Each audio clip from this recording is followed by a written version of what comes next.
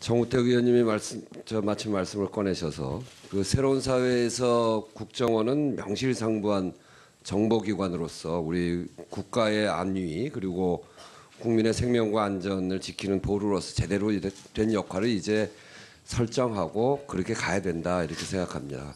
네. 그렇게 생각하시죠? 네. 이게 국정원 개혁이 의지만으로 되어지지는 않는데요. 국정원 댓글 사건 이후에 국민들의 국정원에 대한 신뢰는 완전히 거두었습니다. 그 이후에 취임한 전임 원장들도 더 이상 정치개혁은 안 한다 이렇게 말은 했지만 국민의 신뢰를 회복하지 못했습니다. 왜 그렇게 됐다고 생각하세요?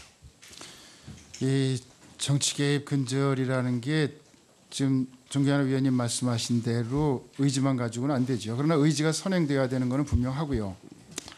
이어서 뒷받침돼야 될 게 제도라고 봅니다.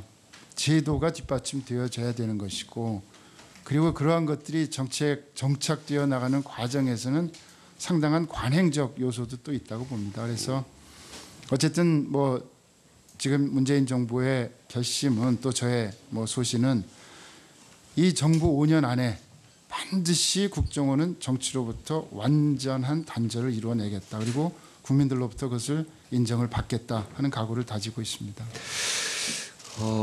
그 말씀은 좋으신데요. 그 국정원이 순수한 정보기관으로서의 역할을 하겠다 이렇게 말씀하시는데 지금도 국정원 직원들은 국내 파트 그러니까 정치, 언론, 행정부처 이 업무를 훨씬 선호하고 있어요.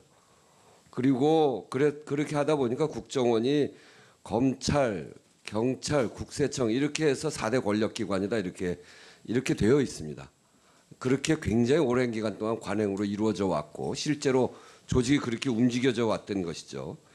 그래서 이렇게 그 제도가 뒷받침되고 관행적인 이런 것들을 극복하고 이렇게 말씀하시는데 좀 더 구체적으로 이야기하셔야 될 것 같아요.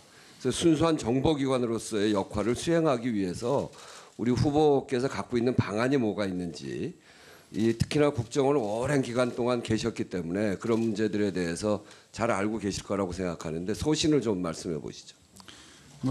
제도나 규정 면에 있어서는 말씀하셨다시피 2012년 대선 때의 어떤 댓글 사건 이후에 국회에서 국정원 개혁 추기가 만들어졌고 또 그 결과로 2014년 국정원 법 개정을 또 정부에서 이루어 주셨죠. 그래서 상당히 규정이 보강이 된 거는 맞습니다.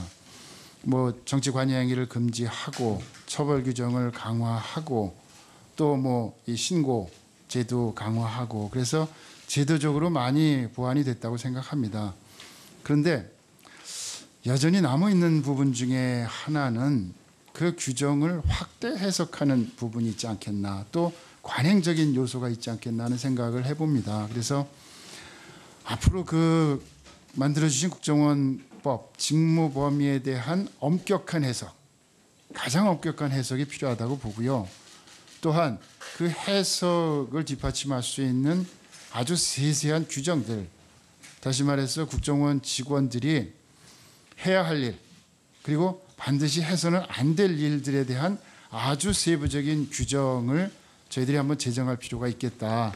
그러면서 거기에서 어긋나는 부분들은 계속 잘라나가면서 저희가 몇 년 하면 그야말로 관행과 제도로 정착되어 나갈 수 있지 않겠냐 하는 어떤 기대를 가져봅니다.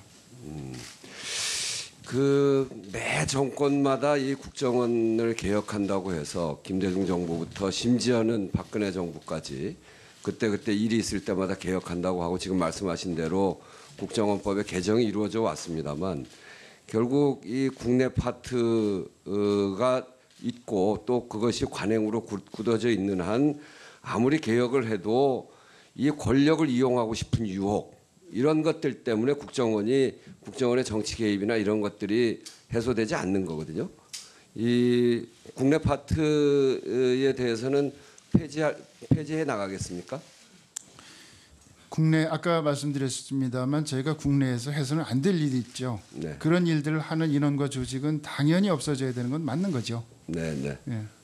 일이 없어지면 조직은 없어지는 거죠. 다만 저희들이 새롭게 해야 될 부분이 많습니다. 그리고 우리 직원 아시다시피 국정원 요원만큼 국가관과 애국심이 투철한 아마 요원들은 없을 겁니다. 그건 뭐 제가 자부하고 있습니다. 그분들이 충분히 다듬어 오고 키워온 그런 어떤 전문성을 활용할 수 있는 많은 신안보 영역이 있습니다. 국가를 지키기 위한 안보 영역, 뭐 방첩, 국제범죄, 대테러, 산업보안, 사이버 등등 많은 요인들이 있죠. 그런 부분들에서 충분히 활동하면서 국가 안보를 지켜나갈 수 있다고 생각합니다. 저도 국정원 직원들의 애국심이나 또 그 실력이나 이런 점들에 대해서 전혀 의심하는 바는 아닙니다. 그러나 국정원이 국내 파트 또는 국내 여러 가지 사찰을 통해서 우리 국민들에게 미쳤던 부정적인 영향 이런 것들이 매우 컸기 때문에 이런 상태의 국정원을 그대로 가면 안 된다라고 하는 게 우리 생각이고 그래서 구조적인 개혁이 꼭 필요하다.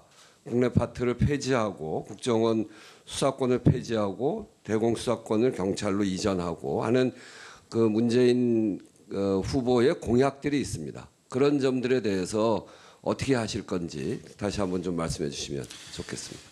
조금 구체적인 부분을 혹시 뭐 추후에 비공개 부분이 있으면 제가 조금 더 말씀을 드리겠고요.